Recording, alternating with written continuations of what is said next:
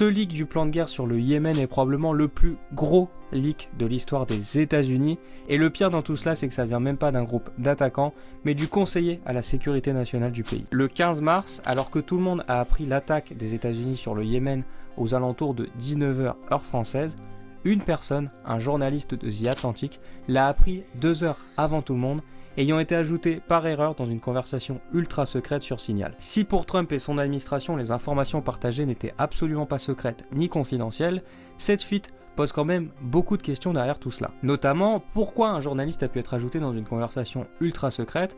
Pourquoi l'administration de Trump utilise Signal? Pourquoi pour Donald Trump ces informations partagées ne sont pas confidentielles ni secrètes? Et finalement, pourquoi cette fuite pose quand même un réel problème de sécurité pour les États-Unis? Alors on en parle tout de suite, même si comme vous pouvez l'entendre à ma voix, je suis malade, dans le récap de l'actualité cyber de cette semaine.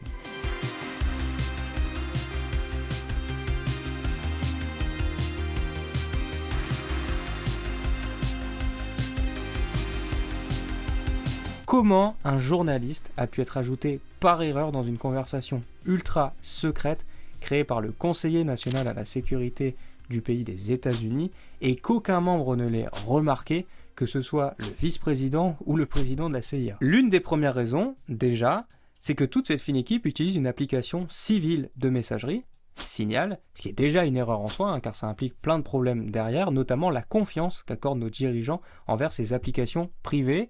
Mais ça explique peut-être pourquoi Bruno Retailleau insistait tant pour avoir des backdoors dans ce genre d'application. L'usage de Signal, c'est aussi un problème sur le fait que n'importe qui peut se trouver dessus, et donc n'importe qui peut inviter n'importe quoi, mais aussi et surtout que les mesures et les procédures de sécurité appliquées par Signal sont parfaites pour un usage privé, mais absolument pas pour un usage militaire. Le second point, c'est pourquoi, comme pour l'administration de Trump, de plus en plus de gouvernements basculent sur Signal. Et bien pour diverses raisons, en réalité, que ce soit par habitude, par flemme, par influence, ou par peur d'être écouté par ses collègues sur les canaux officiels. Pour l'instant, l'administration Trump se défend en annonçant que les informations partagées n'étaient absolument pas confidentielles, le secrétaire de la Défense allant même plus loin et annonçant qu'il ne s'agissait même pas d'un plan de guerre. Pourtant, la réalité, c'est que ce leak est gravissime. Les informations partagées 2 heures avant l'attaque et pendant l'attaque indiquaient clairement les équipements, la manière et les personnes visées. Alors imaginez pendant un instant que ce n'était pas un journaliste qui a été ajouté alors que le journaliste n'est pas attendu quelques jours avant de partager ces informations ou tout simplement que les personnes aient décidé de les revendre au plus offrant. Entre un pays qui pourrait tirer profit de ces informations et axer sa défense sur ces éléments et le danger que cela représente pour la vie des pilotes, je vous laisse imaginer les conséquences dramatiques que ce leak aurait pu avoir. Et le plus beau dans tout cela, c'est que le Pentagone avait alerté 2 jours avant sur l'utilisation de Signal qui pouvait contenir une vulnérabilité à ce moment-là. Mais c'est aussi ça, la cybersécurité. Ce n'est pas lutter que contre les attaquants, mais aussi contre les erreurs humaines.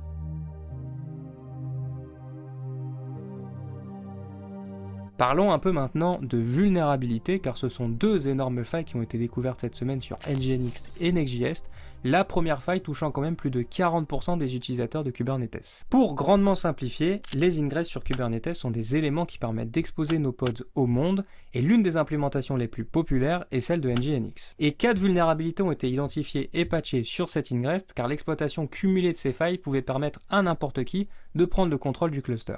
Du côté de Next.js, c'est une faille permettant de skip certains middleware dont ceux d'authentification qui a été découverte, pouvant permettre à un attaquant d'accéder à des données confidentielles. 2 choix si vous êtes concerné, patcher ou appliquer les mesures de mitigation, et pour les retrouver, direction notre blog pour obtenir les liens vers les recommandations directes de ces éditeurs.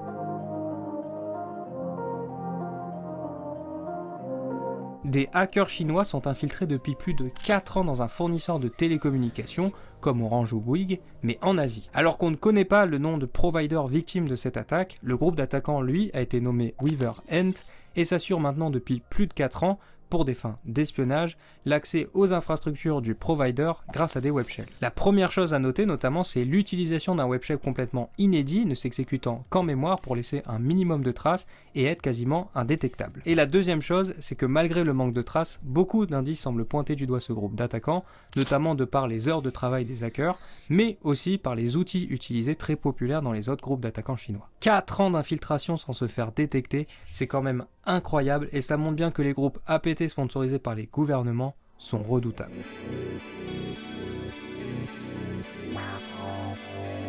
7 millions de fichiers d'ADN pour être mis en vente dans les semaines à venir après la faillite de 23andMe. Les tests d'ADN étaient très populaires il y a quelques années, notamment pour découvrir ses origines, bien aidés par les influenceurs, mais aujourd'hui, cela ne semble plus intéresser grand monde, comme en témoigne l'état des comptes en banque de cette entreprise. Et le rapport entre faillite et cybersécurité, c'est la confidentialité des données, car pour rembourser ses dettes, 23andMe est bien tenté de revendre ses 7 millions de fichiers d'ADN à une autre entreprise qui pourra avoir une vision et un traitement bien différents de ces informations. Pour rappel, l'ADN est la donnée personnelle la plus sensible par excellence, notamment car elle permet de vous identifier, mais aussi de comprendre votre patrimoine génétique, vos maladies hypothétiques, et de comprendre les secrets sur vos ancêtres et même sur votre famille. Si vous résidez ou vous êtes un ressortissant d'un des pays de l'Union européenne ou d'un endroit ayant une équivalence du RGPD, vous pouvez et même vous devez immédiatement aller vous connecter sur le site de 23andMe pour supprimer votre compte,